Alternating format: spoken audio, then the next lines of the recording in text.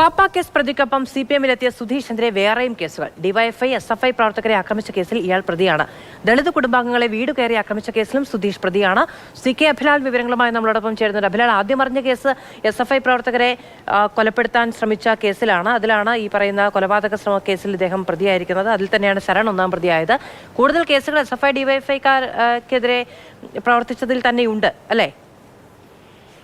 സമീപകാലത്ത് മലയാളപ്പുഴ മേഖലയിൽ നിന്നും CPM-ലേക്ക് എത്തിയ മുൻപ് ഇതര പാർട്ടികളുടെ ഭാഗമായിരുന്ന ആളുകളുമായി ബന്ധപ്പെട്ട് അതിൽ ചിലരുടെ ക്രിമിനൽ പശ്ചാത്തലം വ്യക്തമാക്കുന്ന കൂടുതൽ വിവരങ്ങളാണ് പുറത്തു വന്നിട്ടുള്ളത്. രണ്ട് കേസിന്റെ വിവരങ്ങൾ പരിശോധിക്കുമ്പോൾ 2021 നിയമസഭാ തെരഞ്ഞെടുപ്പിൽ ആറന്മുളയിലെ ഇടത് സ്ഥാനാർത്ഥിയായിരുന്ന വീണ ജോർജിന്റെ തിരഞ്ഞെടുപ്പ് പ്രചാരണങ്ങളുടെ കൊട്ടിക്കലാശം കഴിഞ്ഞ് മടങ്ങിയ ഡിവൈഎഫ്ഐ പ്രവർത്തകരെ ആക്രമിച്ച 6 പ്രതികളിൽ പ്രധാനപ്പെട്ട ആൾ സുധീഷ് കുമാറാണ് എന്നുള്ള വിവരങ്ങൾ കൂടിയാണ് ഇപ്പോൾ പുറത്തു വരുന്നത്.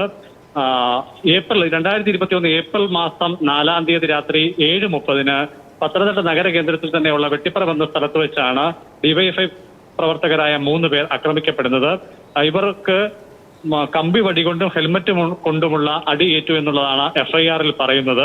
ഒപ്പം തന്നെ ഏറെക്കുറെ 3 മാസം കൂടി പിന്നിട്ട് 2021 ആഗസ്റ്റ് മാസം 20-ന് മലയാലപ്പുഴയ്ക്ക് സമീപം മൈലാടുപാറയിൽ ദളിത് കുടുംബാംഗങ്ങളെ വീട്ടിൽ കയറി ആക്രമിച്ച കേസിൽ ഇയാൾ 4-ാം പ്രതി കൂടിയാണ്. SC/ST അട്രോസിറ്റി ആക്ട് കൂടി ഉൾപ്പെട്ട ഈ കേസ് വിചാരണ വേളയിലുമാണ്.